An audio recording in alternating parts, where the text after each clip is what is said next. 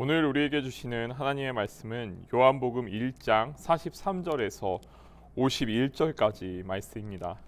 제가 봉독하겠습니다. 이튿날 예수께서 갈릴리로 나가려 하시다가 빌립을 만나 이르시되 나를 따르라 하시니 빌립은 안드레와 베드로와 한 동네 벳세다 사람이라. 빌립이 나다나엘을 찾아 이르되 모세가 율법에 기록하였고 여러 선지자가 기록한 그 이들 우리가 만났으니 요셉의 아들 나사렛 예수니라. 나다나엘이 이르되 나사렛에서 무슨 선한 것이 날 수 있느냐. 빌립이 이르되 와서 보라 하니라. 예수께서 나다나엘이 자기에게 오는 것을 보시고 그를 가리켜 이르시되 보라, 이는 참으로 이스라엘 사람이라. 그 속에 간사한 것이 없도다. 나다나엘이 이르되 어떻게 나를 아시나이까. 예수께서 대답하여 이르시되 빌립이 너를 부르기 전에 내가 무화과 나무 아래에 있을 때에 보았노라. 나다나엘이 대답하되 랍비여, 당신은 하나님의 아들이시오. 당신은 이스라엘의 임금이로소이다. 예수께서 대답하여 이르시되 내가 너를 무화과 나무 아래에서 보았다 하므로 믿느냐. 이보다 더 큰 일을 보리라. 또 이르시되 진실로 진실로 너희에게 이르노니 하늘이 열리고 하나님의 사자들이 인자 위에 오르락 내리락 하는 것을 보리라 하시니라. 아멘. 오늘 말씀의 제목은 다시 소망의 자리로입니다. 오늘 말씀에서 공생애를 시작하신 예수님은 제자들을 부르고 계십니다. 예수님은 요한이 세례를 베풀던 요단강 지역에서 먼저 3명의 제자를 부르셨고 오늘 본문의 무대가 되는 갈릴리로 장소를 옮겨 빌립과 나다나엘을 부르셨습니다. 그 과정에서 요한복음은 특별히 나다나엘에게 시선을 기울이고 있습니다. 그 중에는 직접 예수님의 부름을 받은 제자들도 있었고 자진해서 예수를 따른 이들도 있었지만 다른 사람의 소개로 예수님께 나오게 된 사람도 있었습니다. 그 대표적인 사람이 나다나엘입니다. 나다나엘은 예수님을 직접 만나기 전까지 구약에 예언된 하나님의 메시아에 대해 냉소적이고 부정적인 태도를 지닌 사람이었습니다. 하지만 빌립의 인도를 받고 예수님께 나온 나다나엘은 예수님을 만나 모든 의심을 해결하고 믿음을 얻게 됩니다. 나사렛에서 무슨 선한 것이 날 수 있느냐라고 말하던 나다나엘이 예수님과의 인격적인 만남을 통해 그의 생각과 태도를 전적으로 달리하는 계기가 됩니다. 그 현장으로 가보겠습니다. 먼저 예수님은 나다나엘이 편히 쉴 곳을 찾고 있다는 사실을 아셨습니다. 50절에 나다나엘의 고백에 예수님이 대답하시는 것을 보면 예수님께서 먼저 나다나엘을 알고 계셨다는 것을 알 수 있습니다. 내가 너를 무화과 나무 아래에서 보았다. 중동에 사는 사람들에게 무화과 나무 아래의 그늘은 매우 중요한 휴식처입니다. 무화과 나무 아래서 유대인은 토라, 즉 말씀을 공부하기도 했고 앉아서 이야기를 나누기도 했습니다. 그 이유는 동일합니다. 나무 그늘 아래에서 사막의 극심한 더위를 피할 수 있기 때문이죠. 그래서 무화과 나무 아래에 앉아 있었다는 것은 일과 반대되는 휴식 또는 이 세상의 고난을 뒤로하고 평안을 이루는 곳이라는 의미로 여겨집니다. 그렇다면 이 시대를 살아가는 그리스도인의 평안은 어디에 있습니까? 오늘 우리 사회의 평안은 어디에 있습니까?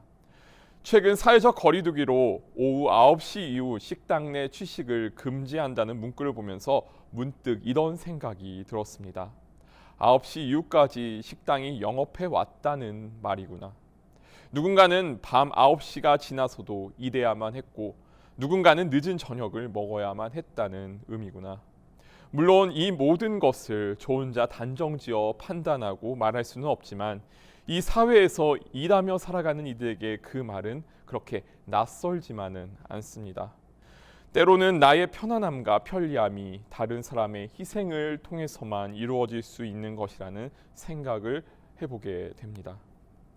이 말은 우리가 서로 연결되어 살고 있다는 의미이기도 하지만 그 길이 때로 모두를 평안에서 멀어지게 하는 길이라면 하나님이 우리에게 주신 창조의 목적으로 돌아가 주님 안에서 안식을 누리며 살아가는 삶의 모습을 회복해야 할 것입니다.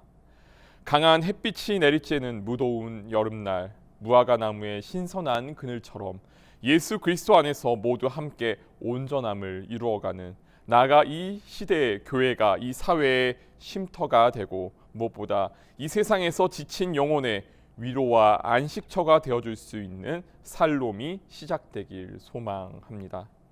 두 번째로, 나다나엘이 예수님 앞에 나올 수 있었던 것은 그의 마음속 깊은 곳에서 끝까지 소망을 잃지 않았기 때문입니다. 이 시대를 보면 희망과 기대가 밑도 끝도 없이 치솟았다가 또 언제 그랬냐는 듯이 한순간에 기대와 희망이 사라지는 것을 반복적으로 보게 됩니다. 이런 기대와 좌절의 반복이 사람들의 마음을 다치게 하고 결국은 냉소주의에 빠지게 만듭니다.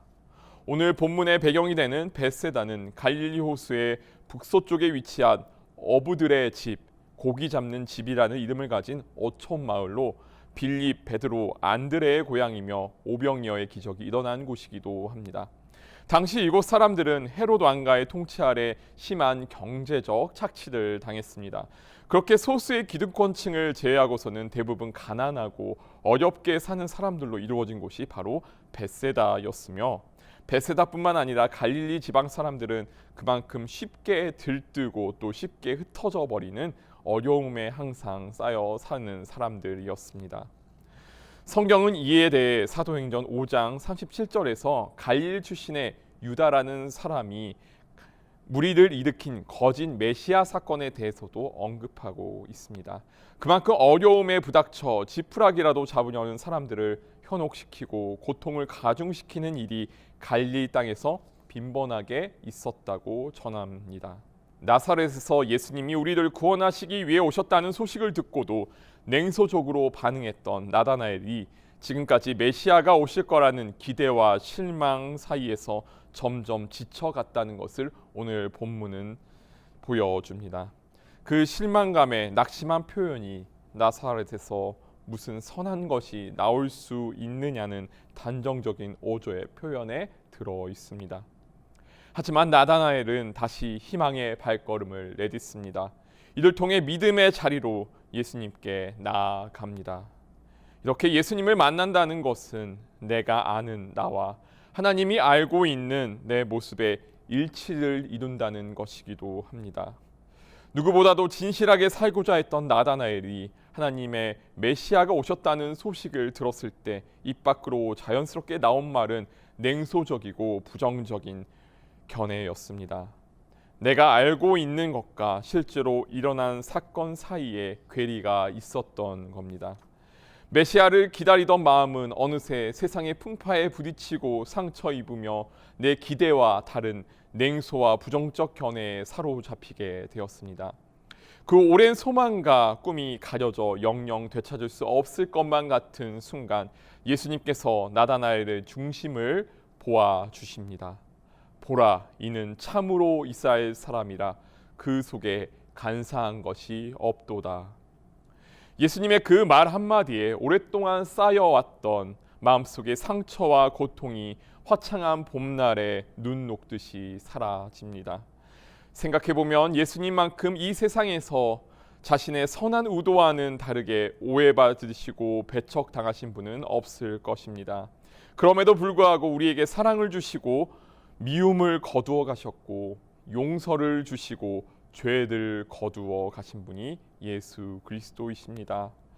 죄가 없으신 예수님께서 사람들을 향해 비추는 빛은 이렇게 구원의 빛이 되었고, 그 자리에서 예수님의 제자들은 하나님의 아들이신 예수 그리스도를 알아보며 은총의 자리로 나아갔습니다. 이렇게 예수 그리스도와의 인격적인 만남이 하나님과의 어긋나 버린 관계를 바로잡고 내가 있어야 할 곳에 내가 있고 하나님이 계시는 곳을 향해 내 시선을 두게 합니다. 그 초점의 일치를 통해 야곱처럼 나타나엘처럼 하늘이 열리고 하나님의 사자들이 인자 위에 오르락 내리락 하는 것을 보게 되는 우리 모두가 되기를 소망합니다. 오늘 나다나엘을 부르시는 예수 그리스도의 모습을 통해 우리를 살아있는 소망과 은총의 자리로 인도하신 예수 그리스도를 찬양합니다. 다 함께 기도드리시겠습니다. 사랑의 하나님 감사합니다. 오늘 요한복음을 통하여 나를 부르시는 예수 그리스도의 모습을 통해 살아있는 소망의 자리로 나아가게 하시니 감사합니다. 그 은혜 속에서 진정한 영혼의 안식을 누리게 하시고 지치고 상처 입은 마음이 있다면 주님의 사랑의 손길로 회복시켜 주시고 다시 하나님의 나라를 꿈꾸며 살아가게 하옵소서. 이 모든 것 사랑이 많으신 우리 주 예수 그리스도의 이름으로 기도드립니다. 아멘.